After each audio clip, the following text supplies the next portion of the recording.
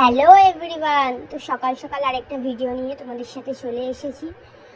তো সকাল সকাল উঠে চা খেয়ে নিয়েছি। তো সকালবেলা আর ওই ব্লগটা করা হয়নি, কারণ আজকে শাশুড়ি মায়ের একটু তাড়া ছিল কাজে যাওয়ার, ওই জন্য স্টার্ট করতে পারিনি। তাই 11টা দিয়ে আজকে স্টার্ট করছি এই ব্লগটা।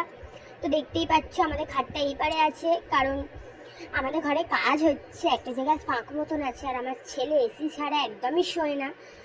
তো তাই ওই জায়গাটা সিমেন্ট প্লাস্টার হচ্ছে। তো দাদুরা একটু পরেই কাজ করতে আসবে, ওই জন্য আমি তাড়াতাড়ি করে বিছনা গোছাচ্ছি। তো প্রায় আমাদের বিছনাটা গোছানো হয়েই গেছে। তো এবার মায়ের বিছনাটাও গুছিয়ে নিচ্ছি তাড়াতাড়ি করে।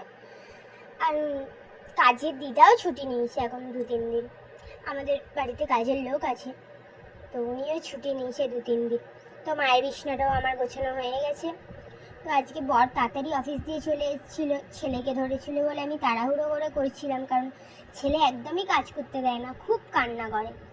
তো প্রায় আমার বিছানা গোছানো হয়েই গেছে। তো আমি এবার ঝাড়ু দিয়ে নিচ্ছি প্রথমেই মায়ের ঘরটা। তো মায়ের ঘরটা প্রথমে ঝাড়ু দেওয়া হয়ে যেতে তারপর আমি রান্নাঘরটা তাড়াতাড়ি করে ঝাড়ু দিয়ে নিলাম। তো রান্নাঘরটাও প্রায় আমার ঝাড়ু দেওয়া হয়েই গেছে। তারপরেই আমি আমাদের রুমটা ঝাড়ু দিয়ে নিলাম। তো আমাদের রুমটাও ঝাড়ু দেওয়া হয়ে গেছে।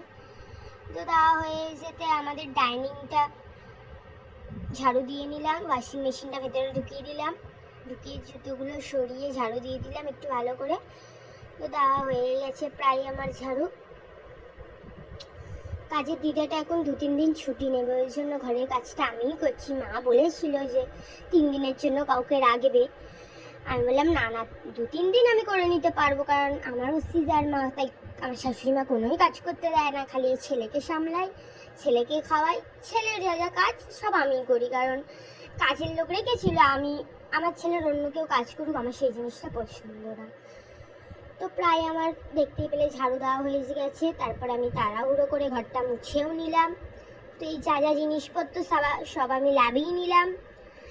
লাভিয়ে নেওয়া হয়ে যেতেই তারপরে আমি কটা জামা প্যান্ট ছিল, জামা প্যান্টগুলোও গুছিয়ে নিলাম তাড়াহুড়ো করে।